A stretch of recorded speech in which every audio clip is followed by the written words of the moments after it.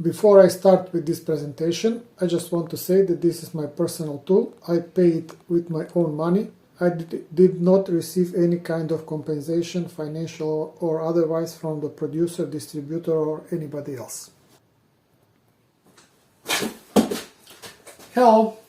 Today I'm going to show you my new tool.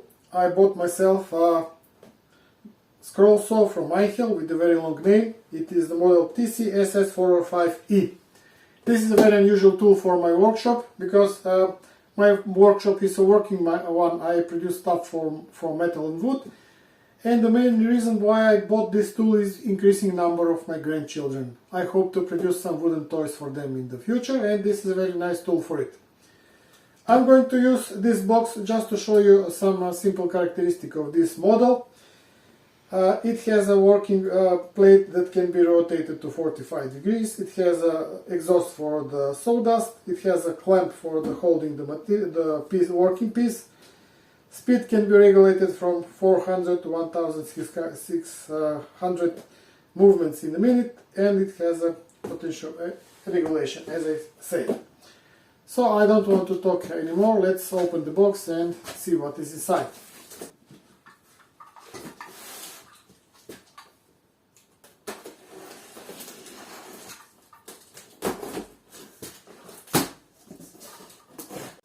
Okay, let's open the box.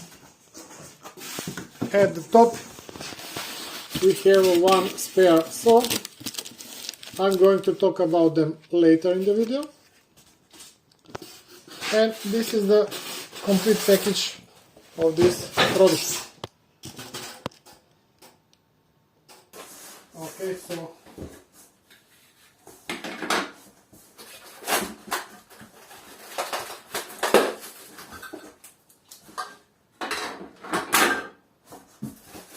what else is in the box?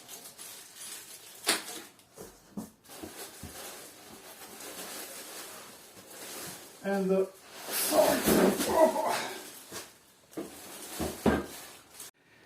so I have done with the unpacking, and right away we have a small mystery. That is this part here.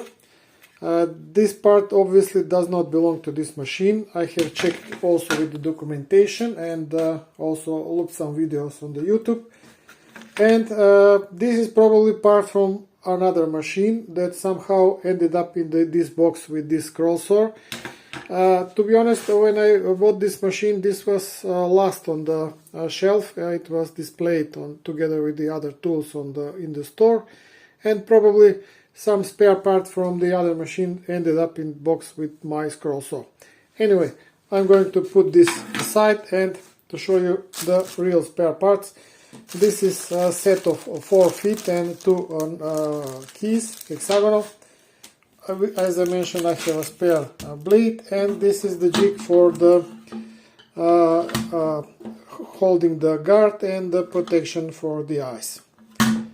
Okay, so first I'm going to install the feet.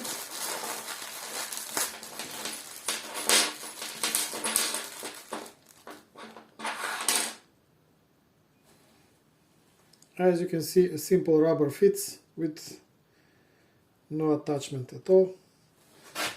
So you just, look like that, you just slide them in the holes like this.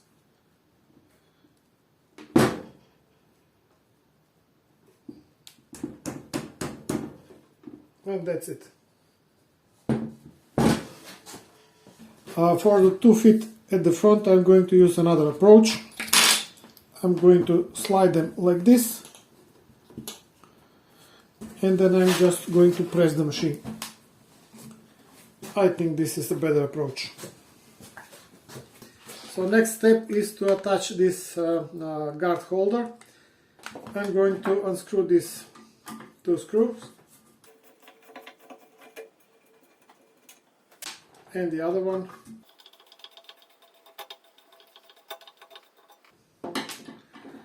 And now I'm going to place the holder. Okay, just fit the legs between the blades.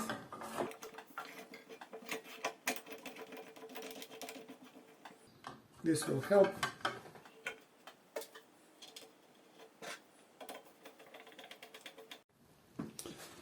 Okay, we mounted this accessory. Now let's look at his function. First of all, there is this eye protector. I have seen a lot of people on YouTube that simply remove this piece because of the rattle and low visibility after a short time working with this tool. But for now I will just give you advice to tighten this screw here just to hold it so the hood can hold itself in this vertical position. Second and the most important function is to hold the working piece in place, because if this is not positioned correctly, then we will have a lot of vibration and the cutting will be very hard. My advice is to go as low as you can possibly do, and also put the blade in the center of the fork.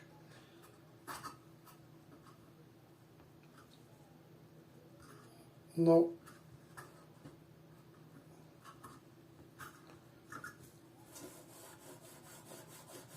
I think this is okay. And the third function is to blow the leftovers from the cuttings. There is a hose at the back. You need to connect it on this place. It is a little hard to connect, but you can manage. So, next we are going to talk about the working surface of this scroll saw. As you can see, distance from the blade to the back of the hand is quite large. It's about 43 centimeters, and the total length from this part to here is about 56 centimeters.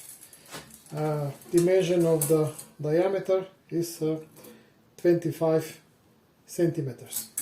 It's quite large.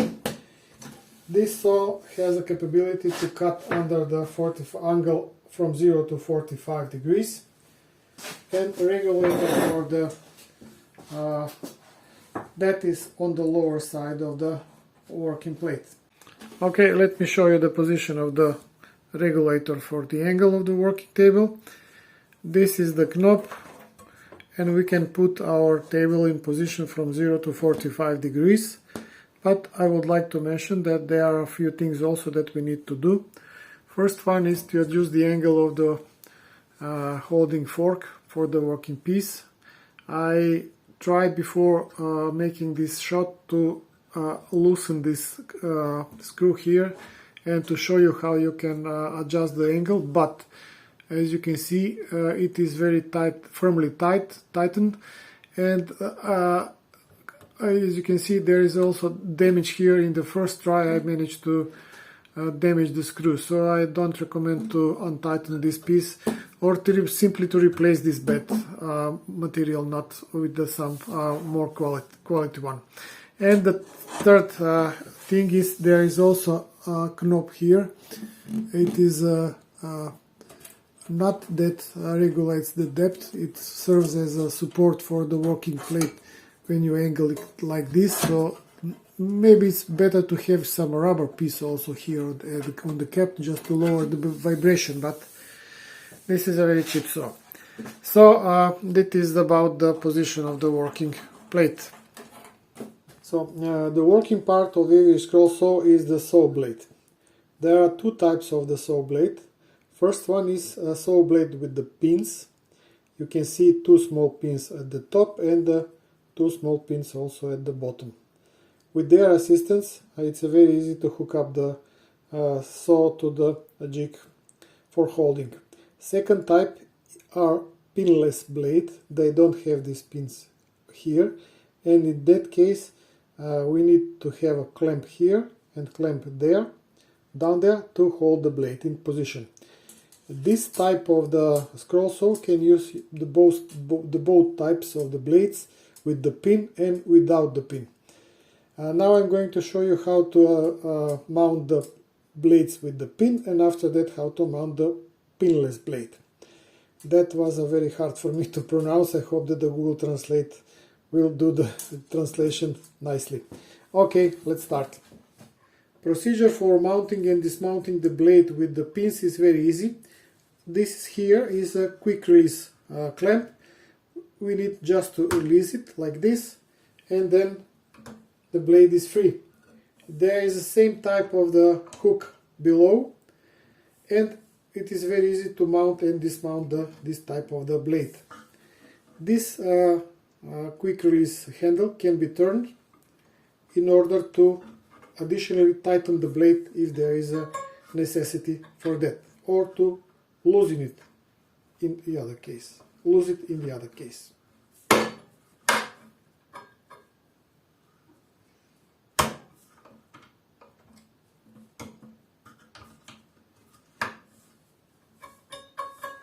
So when we want to use this scroll saw with the pinless blade, in that case we need to first loosen this screw here,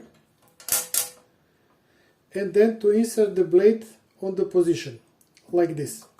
But in this case the groove goes slightly higher, and with assistance of this knob we can tighten the blade simply by holding it in this clamp. The same procedure is downstairs. I'm just now going to show you how to access the lower clamp. In order to access the lower clamp, we need firstly to release these two screws. 1, 2, and you can see down there. So this is the clamp for tightening the lower part of the blade. As you can see, this procedure will require much more time to replace the blade than when we work with the blade with the pins. But anyway, there you have the possibility to work with the blades with the pin and without the pins with this saw. While we are here, I just like to show you this working mechanism. I'm going to keep the hood open when I first power the machine, just to see how this mechanism works. And for the end, most important thing about the blades, if you are beginner like me, please pay attention how do you mount your blades. Most important thing to remember is that the teeth of the blade needs to always to be positioned downwards, so the force while you're cutting is applied on the table of the scroll saw. Depending on the type of the material that you are going to work with, and also the type of the curve you want to achieve, you will probably need a different types of the blade. If you are a beginner like me, my advice is to buy one set. You can find them online anywhere. In this case I bought myself a 10, 15, 18 and 24 teeth per inch blades. There are 4 types of blades. Believe me, this is much cheaper than to buy them one by one at your retail store. Our machine is completely set. Let's start it for the first time.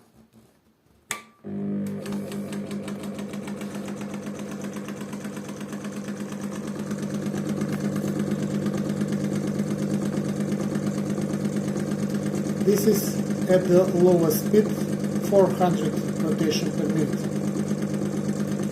Now I'm going to increase it.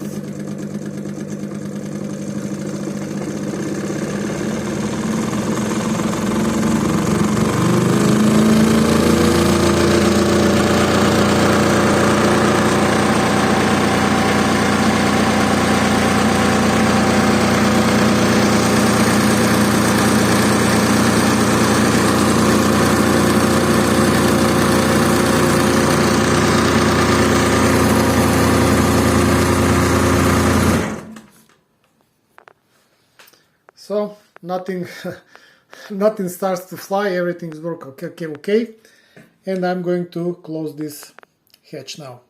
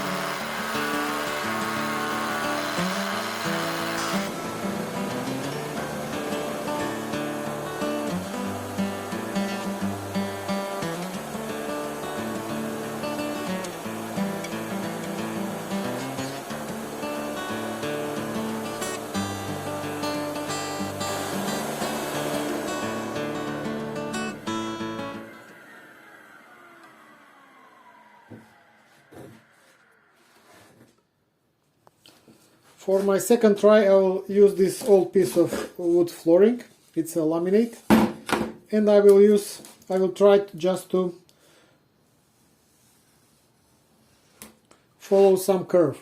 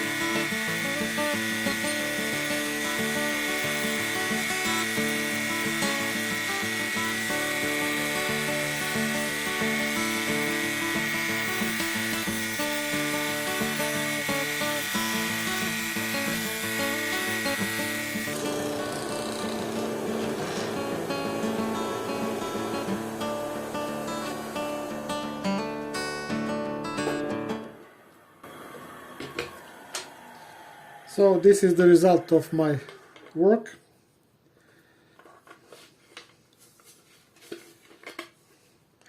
As a beginner I think it's not bad.